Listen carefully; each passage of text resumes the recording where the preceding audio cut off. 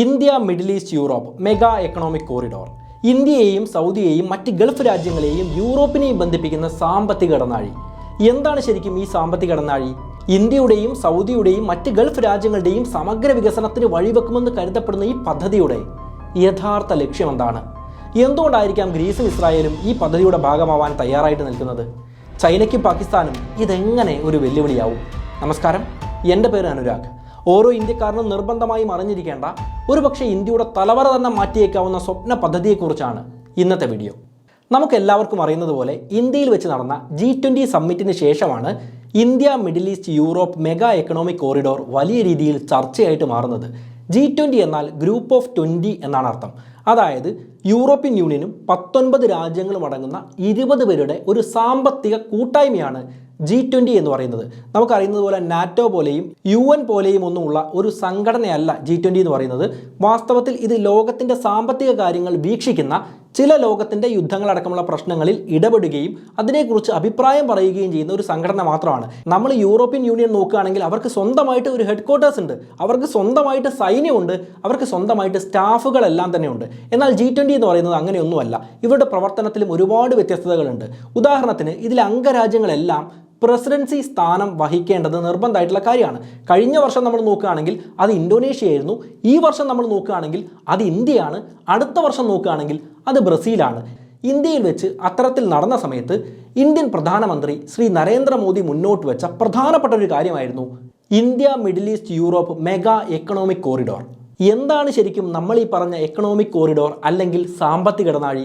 വളരെ ചുരുക്കി പറയാനാണെങ്കിൽ ഇതൊരു റെയിൽ ലിങ്ക് ആൻഡ് ഷിപ്പിംഗ് കോറിഡോറാണ്. നമുക്കറിയാം, ഇന്ത്യയിലേക്കും ചൈനയിലേക്കുമെല്ലാം യൂറോപ്യൻ ശക്തികൾ ഒരു കാലത്ത് വന്നിരുന്നത് പട്ടുതുണിപ്പാതയിലൂടെയായിരുന്നു. അവർക്ക് വ്യാപാര ആവശ്യങ്ങൾക്ക് വേണ്ടി പുരാതന കാലഘട്ടങ്ങളിൽ നടന്നും യാത്ര ചെയ്തും കരമാർഗത്തിലൂടെയായിരുന്നു അവർ ഏഷ്യയിലേക്കെല്ലാം എത്തിയിരുന്നത്. എന്നാൽ ഈ പല പല രാജ്യങ്ങളിലൂടെ നടന്നു വരുന്ന സമയത്ത് ഒരുപാട് പ്രശ്നങ്ങളുണ്ട്. കൊള്ളയടിക്കപ്പെടാനുള്ള സാധ്യതകൾ കൂടുതലുണ്ട്, ആക്രമണങ്ങൾ ഉണ്ടാവാനുള്ള സാധ്യത കൂടുതലുണ്ട്.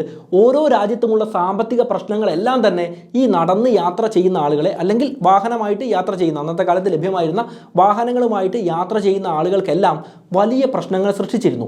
ഇത്തരം കാര്യങ്ങളെല്ലാം കൊണ്ട് തന്നെ കടൽ മാർഗം ഇന്ത്യയിലേക്കും ഏഷ്യയിലേക്കും എത്താനുള്ള വഴികൾ യൂറോപ്യന്മാർ തിരഞ്ഞുകൊണ്ടേയിരിക്കുകയായിരുന്നു. അങ്ങനെ ഒരു കാലഘട്ടത്തിൽ ഇന്ത്യയിലേക്കുള്ള വഴി കണ്ടെത്താൻ വേണ്ടി ക്രിസ്റ്റഫർ കൊളംബസ് എന്ന യൂറോപ്യൻ സഞ്ചാരി അമേരിക്കയിൽ എത്തിപ്പെട്ടതും അമേരിക്ക കണ്ടുപിടിച്ചതുമെല്ലാം നമുക്കറിയുന്ന ഒരു കാര്യം തന്നെയാണ്. എന്താണെങ്കിലും പോർച്ചുഗീസ് സഞ്ചാരിയായിട്ടുള്ള വാസ്കോ ഡ ഗാമ ഇന്ത്യയിലേക്കുള്ള കടൽ മാർഗം വഴി കണ്ടുപിടിച്ചു എന്നത് ചരിത്രമാണ്. ആഫ്രിക്ക ചുറ്റിയായിരുന്നു അന്ന് ഇന്ത്യയിലേക്ക് വന്നിരുന്നത്. പിന്നീട് ഒരുപാട് കാലഘട്ടങ്ങളിൽ ഇന്ത്യയുമായിട്ടുള്ള വ്യാപാര ബന്ധം നടത്താൻ യൂറോപ്യന്മാർ ഈ പാതയായിരുന്നു സ്വീകരിച്ചിരുന്നത് എന്ന കാര്യവും നമുക്കറിയാവുന്നതാണ്. പക്ഷേ ഈ പാതയ്ക്കൊരു പ്രശ്നമുണ്ട്. ഒരുപാട് ദൂരം യാത്ര ചെയ്യേണ്ടതായിട്ടുണ്ട്. അതുകൊണ്ട് ഒരുപാട് ചിലവുകളും അധികമായിട്ട് വരുന്നതാണ്. ഇത്തരത്തിലൊരു ബിസിനസ് നടത്തുകയാണെങ്കിൽ ലാഭം കിട്ടുന്നത് വല്ലാത്ത രീതിയിൽ തന്നെ കുറഞ്ഞു പോകുന്നതല്ലേ. അതുകൊണ്ട് എളുപ്പത്തിൽ ഏഷ്യയിലേക്ക് എത്താനും ഇന്ത്യയിലേക്ക് എത്താനുള്ള വഴി എല്ലാ കാലഘട്ടത്തിലും യൂറോപ്യന്മാർ തിരഞ്ഞിരുന്നു. സൂയസ് കനാൽ വന്നതിന് ശേഷം ഇതിന് വലിയൊരു പരിഹാരമായിട്ട് മാറുകയാണ്. യൂറോപ്യന്മാർക്ക് ഏഷ്യയിലേക്ക് കടൽ മാർഗം തന്നെ വളരെ എളുപ്പത്തിൽ എത്താവുന്ന ഒരു പാതയാണ് സൂയസ് കനാൽ തുറന്നു കൊടുത്തത്. എന്നാൽ കപ്പൽ വഴിയാണല്ലോ സൂയസ് കനാലിലൂടെ ഇന്ത്യയിലും ഏഷ്യയിലേക്കുമെല്ലാം യൂറോപ്യന്മാർ എത്തിക്കൊണ്ടിരിക്കുന്നത്. ഒരു പടി കൂടെ കടന്ന് റെയിലുകളെയും ഈ ഷിപ്പുകളെയും കൃത്യമായിട്ട് ഉപയോഗിച്ച് കഴിഞ്ഞാൽ കുറച്ചുകൂടെ സമയം കുറച്ച്, ദൂരം കുറച്ച്, ചിലവ് കുറച്ച് ഏഷ്യയിലേക്ക് എത്താൻ വേണ്ടി സാധിക്കില്ലേ? അതുവഴി യൂറോപ്പും മിഡിൽ ഈസ്റ്റും ഇന്ത്യയുമായിട്ടുള്ള ബന്ധം, പ്രത്യേകിച്ച് വ്യാപാര ബന്ധം സുഗമമായിട്ട് നടക്കാൻ കാരണമാവില്ലേ? ഈ ഒരു കാര്യം തന്നെയാണ് India Middle East Europe mega economic corridor കൊണ്ട് ഉദ്ദേശിക്കുന്നത്. ഇത് ശരിക്കും 2 കോറിഡോറുകൾ അല്ലെങ്കിൽ 2 ഇടനാഴികൾ ചേർന്ന ഒരു പദ്ധതിയാണ്. നമുക്കറിയാം, ഇന്ത്യയിൽ നിന്ന് സൗദി അറേബ്യയിലേക്ക് കപ്പലിൽ പോകുന്നു, അവിടെ നിന്ന് മറ്റ് ഗൾഫ് രാജ്യങ്ങളിലേക്ക് റെയിൽ മാർഗം പോകുന്നു, അവിടെ നിന്ന് യൂറോപ്പിലേക്ക് വീണ്ടും കപ്പൽ മാർഗം പോകുന്നു. അപ്പോൾ 2 പാതകൾ ചേർന്നിട്ടുള്ള, 2 ഇടനാഴികൾ ചേർന്നിട്ടുള്ള ഒരു പദ്ധതിയാണ്. ഇന്ത്യയെയും മിഡിൽ ഈസ്റ്റിനെയും തമ്മിൽ കണക്ട് ചെയ്യുന്ന വ്യാപാര ഇടനാഴിയായ ഈസ്റ്റേൺ കോറിഡോറും അതുപോലെ യൂറോപ്പിനെയും മിഡിൽ ഈസ്റ്റിനെയും തമ്മിൽ കണക്ട് ചെയ്യുന്ന നോർത്തേൺ കോറിഡോറും ചേർന്നതാണ് വാസ്തവത്തിൽ ഈ ഒരു പദ്ധതി.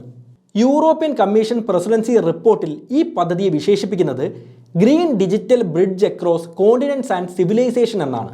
അതായത് വൻകരകളെയും ജനപദങ്ങളെയും താണ്ടുന്ന ഒരു ഹരിത വ്യാപാര പാത. ഹരിതപാത എന്ന് പറയുമ്പോൾ തന്നെ നമുക്കൊരു കാര്യം ഉറപ്പാണ്, സസ്റ്റൈനബിലിറ്റി അഥവാ സുസ്ഥിര വികസന മാർഗനിർദ്ദേശങ്ങൾ പാലിച്ചുകൊണ്ടായിരിക്കും ഈ പാത നിർമ്മിച്ചെടുക്കുക. ഭൂമി ഇനിയും തലമുറകൾക്ക് ജീവിക്കേണ്ടത് തന്നെയാണ്.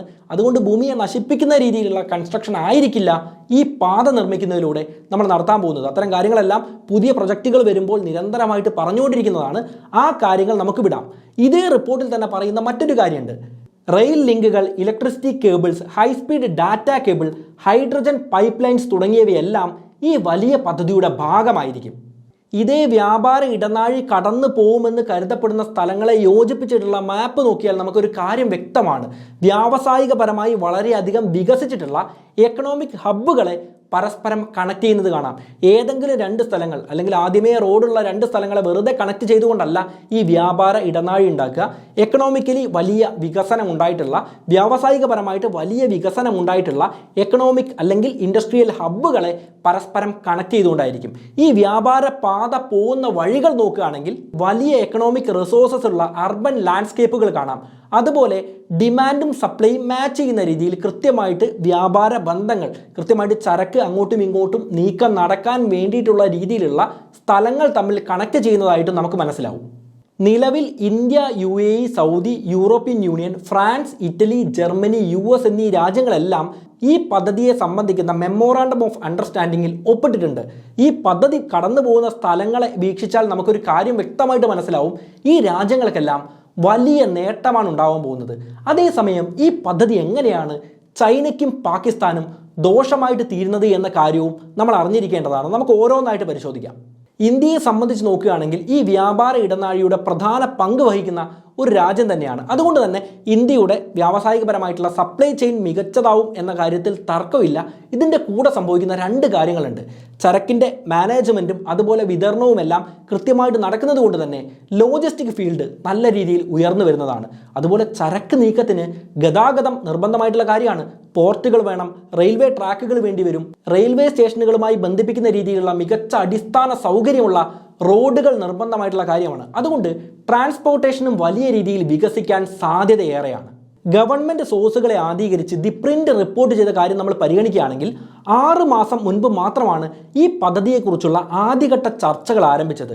ഇത്ര പെട്ടെന്ന് നടന്നിട്ടുള്ള കാര്യമായിട്ട് കൂടി ഇത്രയധികം രാജ്യങ്ങൾ മെമ്മോറാണ്ടം ഓഫ് അണ്ടർസ്റ്റാൻഡിങ്ങിൽ ഒപ്പുവെച്ചു എന്ന് മാത്രമല്ല, UAEയും സൗദി അറേബ്യയും അടക്കമുള്ള രാജ്യങ്ങൾ ആദ്യഘട്ടം മുതൽ വലിയ പിന്തുണയാണ് ഈ പദ്ധതിയോട് പ്രഖ്യാപിച്ചിരിക്കുന്നത്. അതുകൂടാതെ ഗവൺമെൻറ് സോഴ്സുകൾ തന്നെ പറയുന്നത് ഗ്രീസും ഇസ്രായേലും ഉടൻ തന്നെ ഈ പദ്ധതിയുടെ ഭാഗമാവുമെന്നും അവർക്ക് താല്പര്യമുണ്ട് എന്നുമാണ്. എന്നാലും എന്തുകൊണ്ടായിരിക്കും മിഡിൽ ഈസ്റ്റ് രാജ്യങ്ങൾ, പ്രത്യേകിച്ച് UAEയും സൗദി അറേബ്യയും ഈ പദ്ധതിക്ക് ഇത്രയധികം പിന്തുണ പ്രഖ്യാപിക്കുന്നത്? നമുക്കറിയാം, ഇന്ത്യയെയും മിഡിൽ ഈസ്റ്റിനെയും യൂറോപ്പിനെയും പരസ്പരം ബന്ധിപ്പിക്കുന്ന ഒരു വ്യാപാര ഇടനാഴിയാണ് തുറക്കാൻ വേണ്ടി പോകുന്നത്. ഈ കാര്യം നമ്മൾ ശ്രദ്ധിച്ചു കഴിഞ്ഞാൽ ഈ രാജ്യങ്ങൾ തമ്മിലുള്ള സാമ്പത്തിക ഏകീകരണത്തിന് ഇത് കാരണമാവുമെന്നത് ഒന്നാമത്തെ കാര്യമാണ്. രണ്ടാമത്തെ കാര്യം നമ്മൾ നോക്കിക്കഴിഞ്ഞാൽ മിഡിൽ ഈസ്റ്റിലെ എണ്ണ ഉൽപ്പാദിപ്പിക്കുന്ന രാജ്യങ്ങൾ, എണ്ണയെ പ്രധാന വരുമാന മാർഗമായി ആശ്രയിക്കുന്ന രാജ്യങ്ങളെല്ലാം തന്നെ തങ്ങളുടെ ബിസിനസ്സുകളും തങ്ങളുടെ രാജ്യത്തിൻ്റെ സമ്പത്തുമെല്ലാം വൈവിധ്യപ്പെടുത്താനുള്ള ചർച്ചകളും നയങ്ങളുമെല്ലാം രൂപീകരിച്ചുകൊണ്ടിരിക്കുന്ന ഒരു സമയമാണ്. അതുകൊണ്ട് തന്നെ പുതിയ വ്യാപാര ഇടനാഴി ഇവരെ സംബന്ധിച്ചിടത്തോളം വളരെ പ്രധാനപ്പെട്ട ഒരു കാര്യമാണ്. മറ്റൊരു കാര്യം, ഗൾഫ് രാജ്യങ്ങളെല്ലാം ഇന്ത്യയുമായിട്ട് നല്ല ബന്ധം പുലർത്തിക്കൊണ്ടിരിക്കുന്ന ഒരു സമയമാണ്. അതായത് നമ്മൾ നോക്കുകയാണെങ്കിൽ G20 സമ്മിറ്റിൻ്റെ ഭാഗമായിട്ട് Mohammed bin Salman, Saudi crown prince ആയിട്ടുള്ള മുഹമ്മദ് ബിൻ സൽമാൻ ഇന്ത്യയിൽ വന്നിട്ട് പരിപാടി കഴിഞ്ഞ് ഉടൻ തന്നെ തിരിച്ചു പോകാൻ തയ്യാറായിട്ടില്ല. അദ്ദേഹത്തിന് സ്റ്റേറ്റിൻ്റെ ഭാഗമായിട്ട് കുറേ കാര്യങ്ങൾ ഇന്ത്യയുമായിട്ട് ചർച്ച ചെയ്യാനുമുണ്ട്. അതിൻ്റെ ഭാഗമായി തന്നെയാണ് സൗദി അറേബ്യ ഇന്ത്യയിൽ $100 ബില്യൺ നിക്ഷേപിക്കാൻ തയ്യാറാണ് എന്ന കാര്യം അറിയിച്ചിട്ടുള്ളത്. അതുകൂടാതെ സൗദിയെയും ഇന്ത്യയെയും ബന്ധിപ്പിക്കുന്ന അണ്ടർ വാട്ടർ ഗ്രിഡ് കേബിളുകളുടെ നിർമ്മാണവും ഉടൻ തന്നെ നടക്കുമെന്നാണ് കരുതുന്നത്. മറ്റൊരു കാര്യം നോക്കുകയാണെങ്കിൽ GCC രാജ്യങ്ങളുമായിട്ട് ഫ്രീ ട്രേഡിനുള്ള എഗ്രിമെൻറ്റ് ഉടൻ തന്നെ ഇന്ത്യ ഒപ്പിടാൻ ഒരു സാധ്യതയുണ്ട്. അത്തരത്തിൽ സംഭവിക്കുകയാണെങ്കിൽ ഇന്ത്യൻ റുപ്പീസിൽ തന്നെയായിരിക്കും അത്തരം വ്യാപാരങ്ങളെല്ലാം നടക്കുക എന്നുള്ളതും അട്രാക്റ്റീവായിട്ടുള്ള ഒരു കാര്യമാണ്. ഇങ്ങനെ നടക്കുന്ന സമയത്ത് നമുക്കറിയാം, ഇന്ത്യയും UAEയും മറ്റ് ഗൾഫ് രാജ്യങ്ങളുമായിട്ടെല്ലാം നിരന്തരം ട്രേഡ് നടത്തേണ്ട ആവശ്യമുണ്ട്. ഇത്തരത്തിൽ ട്രേഡ് നടത്തണമെങ്കിൽ എഫക്റ്റീവായിട്ടുള്ള ഒരു ട്രേഡ് റൂട്ട് ഉണ്ടായിരിക്കണ്ടേ? അത്തരത്തിൽ എഫക്റ്റീവായിട്ടുള്ള ഒരു ട്രേഡ് റൂട്ടായിട്ട് ആക്ട് ചെയ്യാൻ ഈ എക്കണോമിക് കോറിഡോറിന് സാധിക്കുന്നതാണ്. കാര്യങ്ങൾ ഇങ്ങനെയൊക്കെ ആണെങ്കിലും India, Middle East, Europe mega economic corridor ചൈനയ്ക്കും പാകിസ്ഥാനും വലിയ രീതിയിലുള്ള ഒരു തിരിച്ചടി തന്നെയാണ്. നമ്മൾ നോക്കുകയാണെങ്കിൽ 2013 ചൈന പുതിയൊരു പദ്ധതിയുമായിട്ട് ലോകത്തിന് മുന്നിലേക്ക് വന്നിരുന്നു. ബെൽറ്റ് ആൻഡ് റോഡ് ഇനീഷ്യേറ്റീവ് അല്ലെങ്കിൽ BRI എന്നാണ് ആ പദ്ധതികൾ അറിയപ്പെട്ടത്. ആ പദ്ധതി വന്ന സമയത്ത് തന്നെ യൂറോപ്യൻ മാധ്യമങ്ങൾ ചൈനയെ വലിയ രീതിയിൽ കളിയാക്കിയിരുന്നു. എന്നാൽ പിന്നോട്ട് പോവാൻ ചൈന തയ്യാറായിട്ടില്ല. തങ്ങളുടെ നയങ്ങളുമായിട്ട് ചൈന മുന്നോട്ട് തന്നെ പോയി.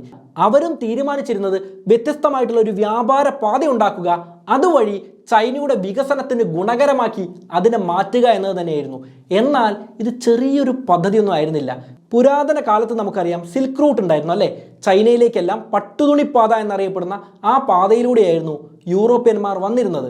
പിന്നീട് അത് സമുദ്രമാർഗത്തിലായി. എന്നാൽ അന്നത്തെ കാലഘട്ടങ്ങളിൽ കരമാർഗമുള്ള യാത്ര ബുദ്ധിമുട്ടായതുകൊണ്ടാണ് കടൽ മാർഗം സ്വീകരിച്ചത്. ഇന്നത്തെ കാലഘട്ടത്തിൽ കരമാർഗം യാത്ര ചെയ്യുക എന്നുള്ളത് അത്രത്തോളം ബുദ്ധിമുട്ടേറിയ ഒരു കാര്യമൊന്നുമല്ല. അതുകൊണ്ട് പണ്ടത്തെ കാലത്തെ അന്നത്തെ സിൽക്ക് റൂട്ടിനെ പുനർനിർമ്മിക്കുക എന്ന ലക്ഷ്യമാണ് അവർ ഏറ്റെടുത്തത്. എന്നാൽ ഇതൊരു ചെറിയ പദ്ധതിയായിട്ട് നമ്മൾ കണക്കാക്കരുത്. 150 രാജ്യങ്ങളെ ബന്ധിപ്പിക്കുന്ന ബൃഹത്തായിട്ടുള്ള ഒരു പദ്ധതിയാണ്. ചൈനയുടെ വികസനം തന്നെയാണ് ചൈനീസ് ഗവൺമെൻറ് ഇതുമൂലം ലക്ഷ്യമിട്ടത്. നമ്മളൊന്ന് ചുരുക്കി പറയാനാണെങ്കിൽ ചൈനയിൽ നിന്ന് സൗത്ത് ഏഷ്യയിലേക്ക് കടന്ന് അവിടെ നിന്നും ആഫ്രിക്കയിലേക്ക് കടന്ന് അവിടെ വെച്ച് യൂറോപ്പിലേക്ക് പോവുക എന്ന തന്ത്രമായിരുന്നു ആദ്യഘട്ടങ്ങളിൽ ഇതുമായി ചേർന്ന് നടപ്പിലാക്കിയത്. India Middle East Europe mega economic കോറിഡോറിനെ കുറിച്ച് പറഞ്ഞ സമയത്ത് നമ്മൾ പറഞ്ഞു 2 സാമ്പത്തിക ഇടനാഴികൾ ചേർന്ന ഒരു വലിയ പ്രൊജക്റ്റാണ് ഇന്ത്യയും മറ്റ് രാജ്യങ്ങളും തമ്മിൽ നടപ്പിലാക്കാൻ പോകുന്നത്. എന്നാൽ ചൈനയുടെ ഈ പദ്ധതി അതിലും വലുതാണ്. 6-ലധികം സാമ്പത്തിക ഇടനാഴികളാണ് ചൈനയുടെ പദ്ധതിയുമായി ബന്ധപ്പെട്ട് നിലനിൽക്കുന്നത്. ഇതിൻ്റെ ഭാഗമായിട്ട് പാകിസ്ഥാനിലടക്കം വലിയ വികസന പ്രവർത്തനങ്ങൾ ഉണ്ടായിട്ടുണ്ട്. പാകിസ്ഥാനിൽ വലിയ രീതിയിലുള്ള ഹൈവേയുടെ നിർമ്മാണ പ്രവർത്തനങ്ങൾ നടത്താൻ ചൈന തയ്യാറായിരുന്നു. നമ്മൾ ശ്രീലങ്കയിൽ നോക്കുകയാണെങ്കിൽ ശ്രീലങ്കയിലെ തുറമുഖം അവർ ഏറ്റെടുത്ത് അവരുടെ വ്യാപാര പാതയുടെ ഒരു ഭാഗമാക്കി മാറ്റാൻ അവർ ശ്രമിച്ചിരുന്നു. മലേഷ്യയിൽ നോക്കുകയാണെങ്കിൽ ഫോറസ്റ്റ് സിറ്റിയുടെ നിർമ്മാണം അവർ നടത്തിയിരുന്നു. യുഗാണ്ടയിൽ നോക്കുകയാണെങ്കിൽ ഹൈഡ്രോ ഇലക്ട്രിക് പവർ പ്ലാന്റുകൾ അവർ നിർമ്മിച്ചിരുന്നു. ഇതിനെല്ലാം പുറമെ 72 രാജ്യങ്ങളിലായി, ശ്രദ്ധിക്കണം, 72 രാജ്യങ്ങളിലായി റോഡുകൾ, റെയിൽവേ ലൈനുകൾ, ഷിപ്പിംഗ് റൂട്ടുകൾ, പോർട്ടുകൾ, ഓയിൽ റിഫൈനറീസ് എല്ലാം തന്നെ ഇതിൻ്റെ ഭാഗമായിട്ട് നിർമ്മിക്കപ്പെടുന്നുണ്ട്. ഈ 72 രാജ്യങ്ങളിലും പോയി എല്ലാം ചൈന നിർമ്മിച്ചു കൊടുക്കുന്നു എന്നല്ല, ഈ ഒരു വലിയ വ്യാപാര പാതയാണ്. പല രാജ്യങ്ങളിലൂടെ കടന്നു പോകുന്നതാണ്. 151ഓളം രാജ്യങ്ങൾ ഇതിൻ്റെ ഭാഗമായിട്ടുണ്ട്. അപ്പോൾ ഓരോ രാജ്യങ്ങൾക്കും അതിൻ്റെ ഗുണമുണ്ടാവാനും സാധ്യതയേറെയാണ്. അതുകൊണ്ട് ആ രാജ്യങ്ങളും ചൈനയുടെ സഹായവും അതിലുണ്ടാവും. ആ രീതിയിലാണ് പല പ്രവർത്തനങ്ങളും നടന്നു വരുന്നത്. നമ്മളെ അയൽരാജ്യമായിട്ടുള്ള പാകിസ്ഥാൻ്റെ കാര്യം എടുത്തൊന്ന് പരിശോധിക്കുകയാണെങ്കിൽ ചൈന പാകിസ്ഥാൻ എക്കണോമിക് കോറിഡോർ എന്നറിയപ്പെടുന്ന ഒരു സാമ്പത്തിക ഇടനാഴി ഈ ഒരു പദ്ധതിയുടെ BRIയുടെ ഭാഗമായി തന്നെ ചൈന നിർമ്മിച്ചെടുക്കുന്നുണ്ട്. പക്ഷേ ഇന്ത്യക്ക് ഇത് ഒട്ടും ഇഷ്ടമായിട്ടില്ല. അതിൻ്റെ കാരണം എന്താണെന്നറിയോ? ഇന്ത്യയോട് ചോദിക്കാതെ ഇന്ത്യയിലൂടെ ഈ റൂട്ട് പോകുന്നുണ്ട്. അതെങ്ങനെയാണ് ഇന്ത്യയോട് ചോദിക്കാതെ, ഇന്ത്യ അറിയാതെ ഇത്തരത്തിലൊരു റൂട്ട് പോവുക?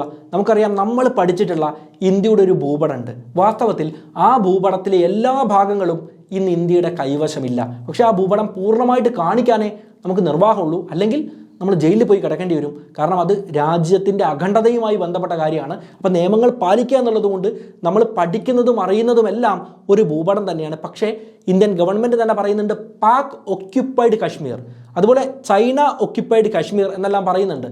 പാക് ഒക്യുപ്പൈഡ് കശ്മീർ എന്ന് പറഞ്ഞാൽ വാസ്തവത്തിൽ നമ്മുടേതായിട്ടുള്ള പൂർണ്ണമായിട്ടുള്ള കശ്മീരിൻ്റെ ചില ഭാഗങ്ങൾ ഇപ്പോൾ പാകിസ്ഥാൻ ഒക്യുപ്പൈ ചെയ്തിരിക്കുകയാണ്, അനധികൃതമായിട്ട് കൈവശപ്പെടുത്തിയിരിക്കുകയാണ്. നമ്മുടെ കശ്മീർ നോക്കുകയാണെങ്കിൽ നമ്മുടെ കൈവശമുള്ള ഭാഗങ്ങളെ പാകിസ്ഥാൻ വിളിക്കുന്നത് ഇന്ത്യൻ ഒക്യുപ്പൈഡ് കശ്മീർ എന്നാണ്.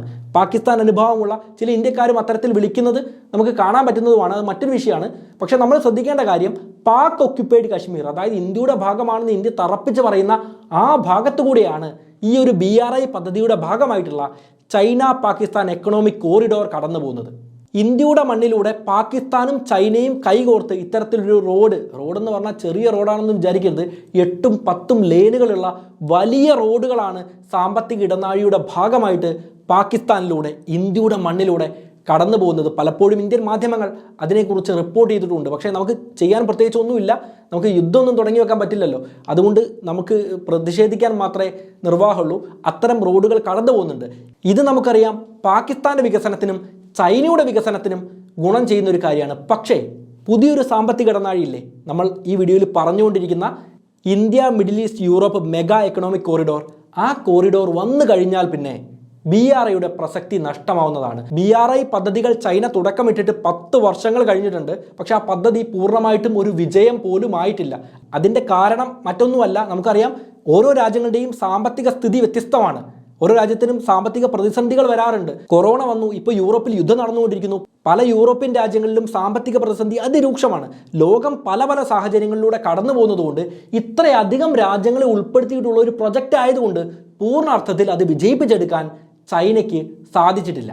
ഇങ്ങനെയുള്ള ഈ ഒരു സാഹചര്യത്തിൽ ചൈന പകച്ചു നിൽക്കുന്ന ഒരു സമയത്ത് ഇന്ത്യ അടക്കമുള്ള രാജ്യങ്ങൾ, അതും G20-യിൽ ചൈനയുടെ സാന്നിധ്യമുള്ള സമയത്ത് തന്നെ ചൈനയ്ക്കെതിരായിട്ട് ഒരു പാര പണിഞ്ഞു എന്ന രീതിയിൽ പല റിപ്പോർട്ടുകളും നമുക്ക് കാണാൻ പറ്റും. പക്ഷേ ചൈന ഇതിനെക്കുറിച്ച് ഇതുവരെ ഈ വീഡിയോയിൽ ഞാൻ സംസാരിക്കുന്ന ഈ സമയം വരെ ഒന്നും തന്നെ പറഞ്ഞിട്ടില്ല. എന്തെങ്കിലും പറയുകയാണെങ്കിൽ അതെന്താണ് എന്ന കാര്യം നമുക്ക് വിശദമായിട്ട് തന്നെ ചർച്ച ചെയ്യാവുന്നതാണ്. അപ്പോഴെന്തായാലും കാര്യങ്ങൾ നിങ്ങൾക്ക് മനസ്സിലായിട്ടുണ്ടാവുമല്ലോ. പക്ഷേ നമ്മൾ ശ്രദ്ധിക്കേണ്ട വേറൊരു കാര്യം കൂടെ ഉണ്ട്. നിരവധി രാജ്യങ്ങൾ ഉൾക്കൊള്ളുന്ന ഒരു പദ്ധതി തന്നെയാണ് ചൈനയുടെ BRI പോലെ ഇന്ത്യ അടക്കമുള്ള രാജ്യങ്ങളും ഇപ്പോൾ നടപ്പിലാക്കാൻ പോകുന്നത്. ആ സമയത്ത് ഒരുപക്ഷെ പല രാജ്യങ്ങളിലും യുദ്ധം വന്നേക്കാം, ചിലപ്പോൾ സാമ്പത്തിക പ്രതിസന്ധികൾ ഉണ്ടായേക്കാം. ഭരണം മാറി ഈ പദ്ധതിയോട് വിമുഖത കാണിക്കുന്ന നേതാക്കന്മാർ അധികാരത്തിൽ വരാനും സാധ്യതയുണ്ട്. അങ്ങനെയാവുന്ന സമയത്ത് ഈ പദ്ധതികൾ കൃത്യമായിട്ട് നടപ്പിലാവും എന്ന് ഉറപ്പിച്ച് പറയാനൊന്നും നമുക്ക് പറ്റില്ല. ഈ പദ്ധതികൾ നടപ്പിലാക്കണം എന്ന നിർബന്ധത്തോടെയുള്ള എഗ്രിമെൻറ്റുകളൊന്നും ഒരു രാജ്യവും സൈൻ ചെയ്തിട്ടില്ല. പദ്ധതിയോട് താല്പര്യമുണ്ട് എന്ന രീതിയിലാണ് രാജ്യങ്ങളിപ്പോൾ ഈ കാര്യങ്ങൾ അംഗീകരിച്ചിട്ടുള്ളത്. മറ്റൊരു കാര്യം നോക്കുകയാണെങ്കിൽ ആരാണ് എത്രയെല്ലാമാണ് പദ്ധതിക്ക് വേണ്ടി പണം ചിലവഴിക്കുക, ഏത് രീതിയിലായിരിക്കണം ചരക്ക് നീക്കം ഉണ്ടാവേണ്ടത് എന്ന കാര്യത്തെക്കുറിച്ചൊന്നും ഒരു വ്യക്തതയും ഇതുവരെ വന്നിട്ടില്ല. കൃത്യമായി ഏത് പാതയിലൂടെയാണ് ഈ സാമ്പത്തിക ഇടനാഴി ഉണ്ടാവാൻ പോകുന്നത് എന്ന കാര്യത്തിന് പോലും ഒരു തീരുമാനമായിട്ടില്ല. എന്താണെങ്കിലും ഈ ഒരു പദ്ധതി നടപ്പിലാവുമെന്ന് നിങ്ങൾ വിശ്വസിക്കുന്നുണ്ടോ? അല്ലെങ്കിൽ വെറും വാഗ്ദാനമായിട്ട്, വെറും സംസാരം മാത്രമായിട്ട് ഇത് അവസാനിക്കാനാണോ സാധ്യത? നിങ്ങളുടെ അഭിപ്രായങ്ങൾ എന്ത് തന്നെയാണെങ്കിലും നിങ്ങൾ കമൻറ്റിൽ എഴുതണം. ഈ വീഡിയോ ഇഷ്ടമായെങ്കിൽ തീർച്ചയായിട്ടും ലൈക്ക് ചെയ്യൂ. കൂട്ടുകാർക്ക് വേണ്ടി എന്താണെങ്കിലും വീഡിയോ ഒന്ന് ഷെയർ ചെയ്ത് കൊടുക്കൂ. നമുക്കെന്തായാലും മറ്റൊരു നല്ല വിഷയവുമായിട്ട് വീണ്ടും കണ്ടുമുട്ടാം. It's me Anurag, signing off.